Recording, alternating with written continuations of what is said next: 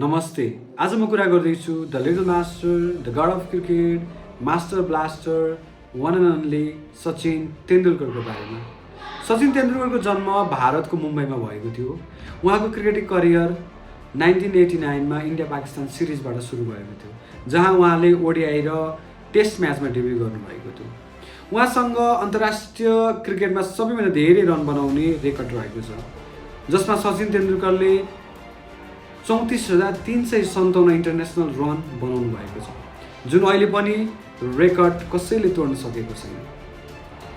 सचिन तेन्दुलकरसँग सबैभन्दा धेरै test match खेल्ने रेकर्ड पनि रहेको छ। त्यस्तै सबैभन्दा धेरै टेस्ट म्याचमा सेन्चुरी प्रहार गर्ने रेकर्ड पनि सचिन तेन्दुलकरमा रहेको छ।